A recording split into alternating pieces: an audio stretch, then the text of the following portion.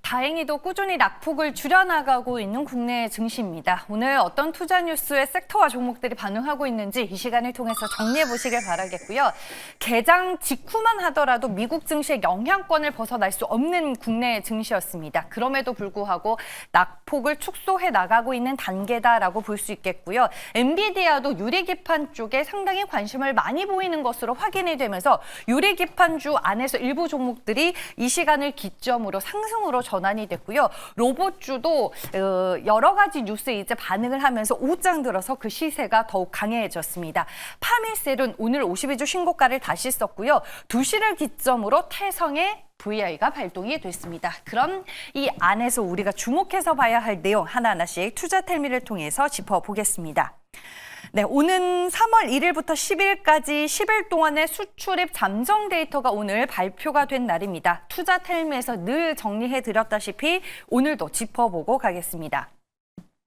네, 먼저 CCL입니다. 물량 양호하고 단가 우상향인 것으로 확인이 됐습니다. 한마디로 CCL 쪽의 수출 데이터가 잘 나왔다라는 건데 관련 종목으로는 여러분들도 이제 잘 아실 겁니다. 대표적으로 두산이 있고 그리고 이수페타시스도 언급을 해볼 수 있겠네요. 그 외에 살펴보면요. 라면, 필러, 프로브카드 다 물량이 무난했고 단가도 우호적이었다라는 평가가 있었습니다. 필러 같은 경우에는 지난달 대비해서 수출 데이터가 크게 개선이 됐는데 대표적인 종목으로는 휴재를 꼽을 수가 있겠습니다. 마지막으로 지혈제입니다. 물량 꾸준히 높은 수준으로 유지가 되고 있다고 하는데요. 지혈제 같은 경우에는 다른 텔레그램 방에서 또 코멘트를 확인해 볼 수 있어서 이동을 해보도록 하겠습니다. 네, 3월 7일경으로 넥스트바이오 메디컬의 대장용으로 라벨링한 넥스파우더의 첫 출하가 이제 시작이 된 것으로 확인이 되고 있는데요.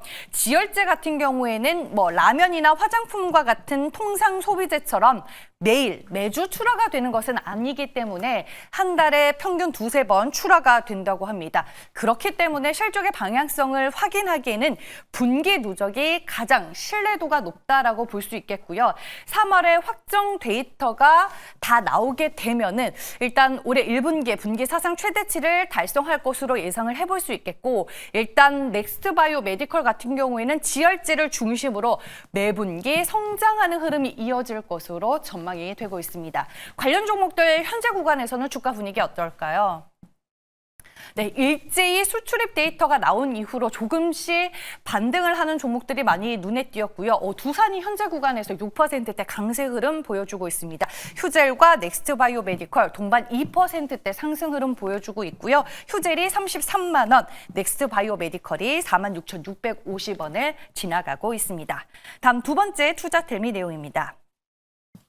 이 메모리 반도체 쪽에서 바닥 신호가 나오고 있다는 시그널과 반도체 쪽 수출 데이터 얘기를 한번 해볼까 합니다.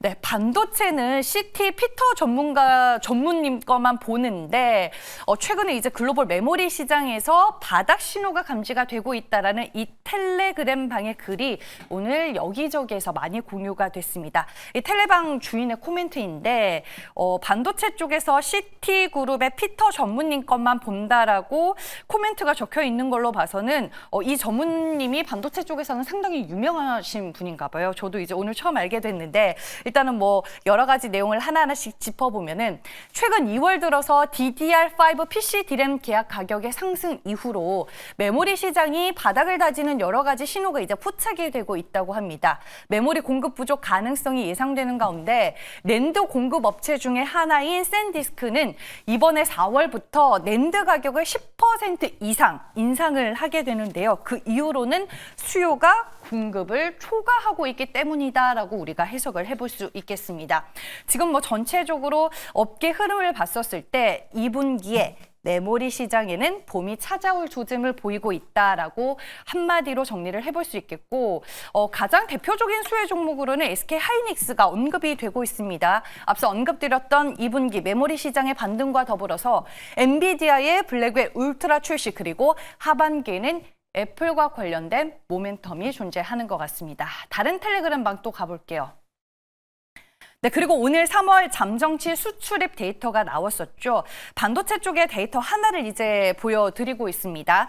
메리츠 테크팀 방에서 제가 이제 발견한 자료인데 네, 낸드의 수출 단가가 이 구간입니다. 3월인데 급 반등하는 움직임이 포착이 되고 있습니다.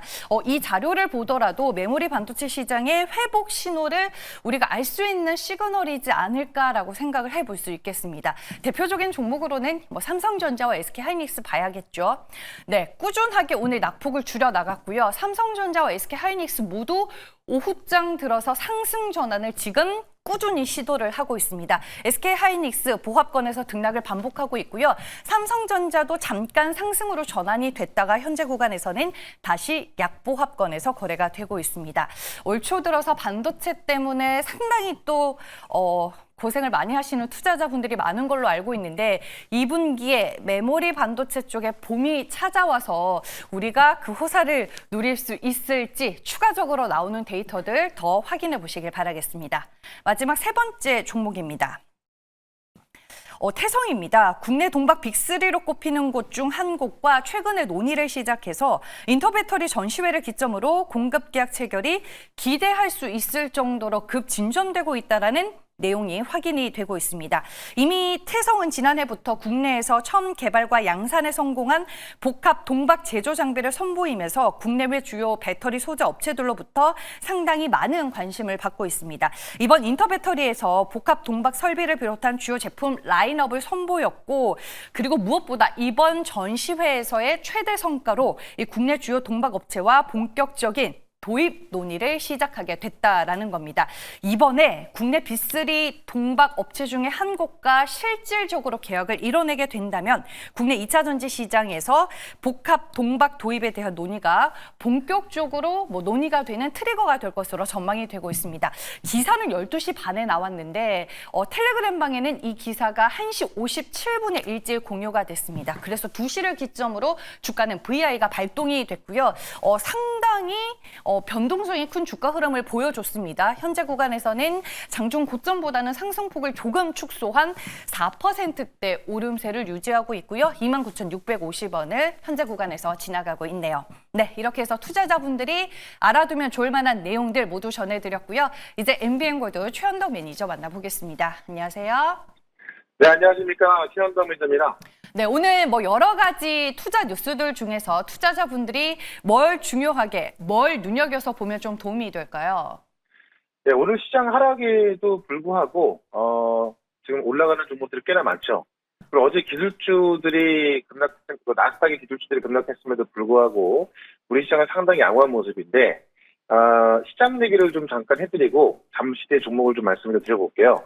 일단 시장이 하락한 이유를 우리가 근본적인 원인을 좀 알아야 될 것 같은데 어제 기술주가 빠진 이유는 명확한 게 트럼프 대통령이 경기 침체를 언급하면서 결국은 지난주 이 베세트 재무장관에 이어서 트럼프까지 이 경기 침체를 인정하다 보니까는 결국 이 경기 침체에 대해서 아무것도 안 하겠구나라는 것들, 그다음에 실제 어떤 소비자 기대 지표들이 둔화가 되게 나오면서 이 경기 불안이 확대가 되면서 그 공포 심리가 컸던 게 원인이었거든요. 그러니까 미국의 개인 투자자 심리가 지금 최악으로 나오고 있습니다. 그러니까 개인 투자자 심리자 지수가 6개월 후 주가 하락 전망이 전주에 60%까지 나왔는데요. 그럼 사상 최대가 나오고 있거든요. 그러니까 개인 투자자 심리가 너무 안 좋다 보니까는 이 안 좋은 뉴스가 더 안 좋게 느껴지면서 급락이 나왔던 건데 실제 지금 경기 둔화의 원인, 그다음에 경기가 안 좋을 것으로 보이는 그런 원인이 관세인데요. 이 관세 부분에 있어서는 벌써 오늘 아침에 나왔던 이야기가 트럼프와 시진핑 주석이 빠르면 4월, 늦어도 6월 달에는 회담을 할 거로 지금 검토가 되고 있습니다. 그런 부분에 있어서 관세를 해결할 수 있는 해결할 수 있는 수단이 정상회담이고요. 정상회담을 한다는 이야기는 결국에는 이제 협상이 되고 있다는 이야기이기 때문에 본격적으로 지금 관세 협상이 수면 위로 올라온 상황이거든요. 그런 관점에서 아마 오늘 밤부터는 그런 관세에 대한 기대감에 나스닥 지수도 올라갈 수 있다라고 보시면 될 것 같고요. 경기 침체와 관련해서는 S&P 500 기업들, 500개 기업 중에서 이 컨퍼런스 콜에서 발표했던 내용들을 보니까는 이 침체를 언급한 기업은 13개밖에 없었거든요. 근데 실질적으로 한 60개에서 80개 정도는 언급이 나와야 경기 침체를 보는 건데 S&P 500 기업들 중에서 침체를 언급한 기업은 13개밖에 없었다. 경기 침체가 아직은 전혀 안 나오고 있다는 얘기입니다. 그러니까는 다시 한번 쉽게 말씀을 드리면 우려 때문에 빠진 거지 실제로 경기 침체가 나와서 빠진 게 아니거든요. 그럼 그런 우려가 없어지면 괜찮은 건데 결국 이 미국과 중국의 정상회담 일정이 슬슬 나오고 있는 것만큼 관세를 통해서 그런 우려를 해소한다면은 단기적으로 빠졌던 부분이 상당히 빨리 올라갈 수 있겠죠. 그런 것점에 있어서 지금의 주가는 좀 우리가 이 우량한 종목들을 매수할 수 있는 싸게 살 수 있는 기회다라고 좀 말씀을 드리면서 오늘도 웬만한 모든 모멘텀을 갖고 있는 그런 종목 하나를 또 말씀을 좀 드려보도록 하겠습니다. 네. 시장을 너무 걱정스럽게 보지는 말자라고 말씀을 해주셨습니다. 그러면 관심을 가지고 우리가 지켜볼 만한 종목 시장에 뭐가 있을까요?